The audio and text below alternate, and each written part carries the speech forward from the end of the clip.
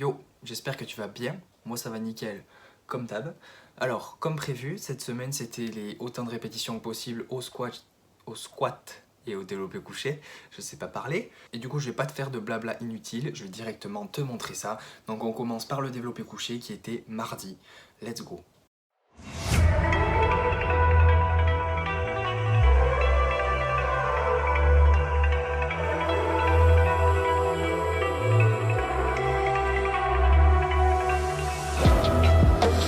Calm before the storm. Things aren't as they were before. You best start bracing. Did you think you could keep us out?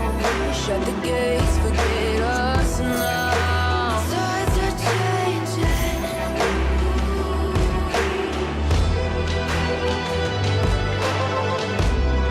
Can you hear this?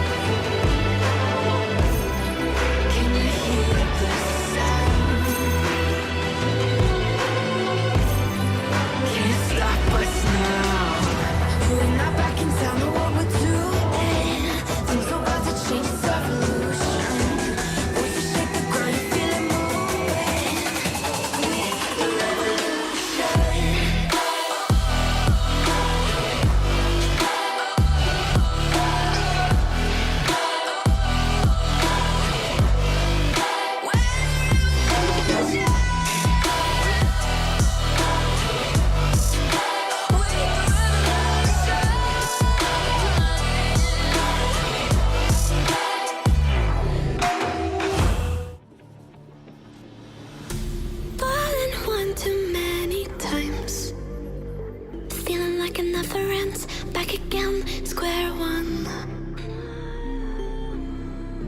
Tried to leave myself behind, looking for a better place, not to stay alone. Gain our trust and you chose to break it. Ask for truth but you only fake it. Thought you said what we had was sacred. It's all lies, all lies. I was broken and isolated, but inside held the fire waiting. Not a word that you say can save this, so don't try, 'cause this time you crossed the line.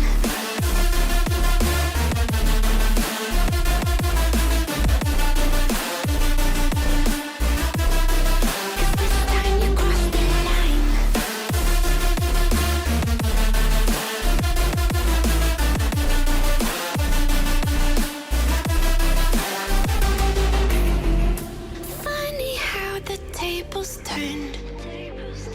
Didn't think I'd go this far, but here we are, the end. Now you're just a lesson learned, a slowly fading memory, so I can breathe again. Gain our trust and you chose to break it. Ask for truth but you only fake it. Thought you said what we had was sacred. It's all lies, all lies. I was broken and isolated, but inside held the fire waiting. Not a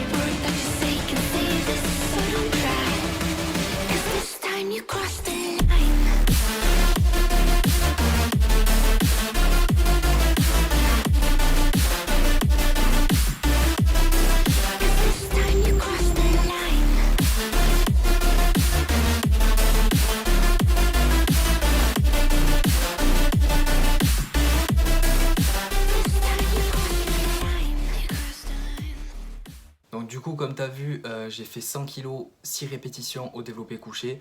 C'était vraiment mon autant de répétitions que possible parce que je n'ai pas pu soulever la septième. Et c'est pas forcément un truc que je conseille de faire, mais j'avais l'impression que la sixième rep, je l'avais chié en fait, et que du coup j'avais suffisamment de force pour faire la septième. Parce que du coup j'ai commencé quoi. Mais au final, non, il s'avérait que j'avais plus de force du tout pour faire une septième répétition.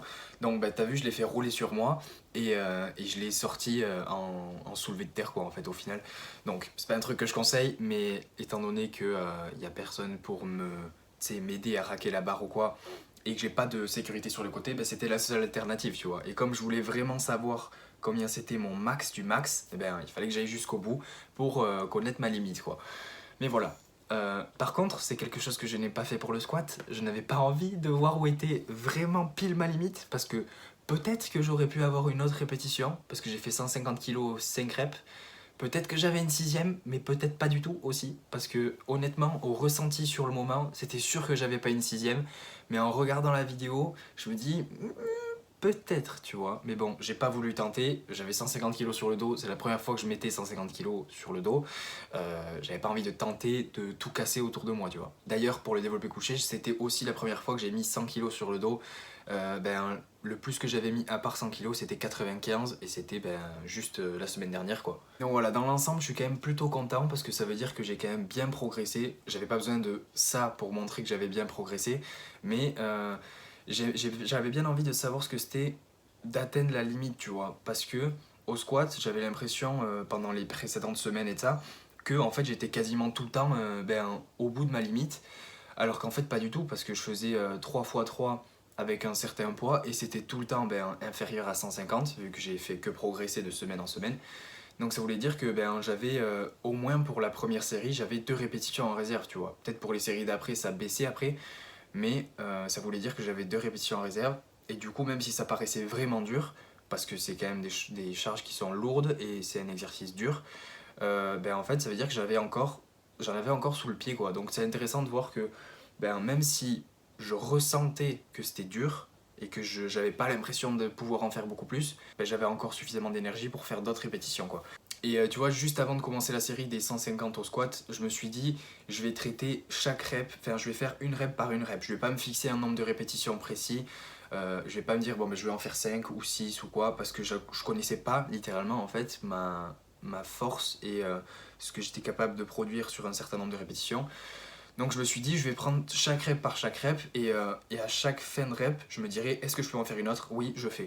Et du coup, bon, la première, c'était sûr que j'allais en faire 2 ou 3, tu vois, au minimum 3, j'étais sûr. Et après, je me suis dit, après la troisième, ah mais ça va en fait. J'ai fait la quatrième, ça va. Je fais la cinquième et après je me suis dit non, là ça va plus, genre je vais pas tenter la sixième. Donc j'ai re-raqué.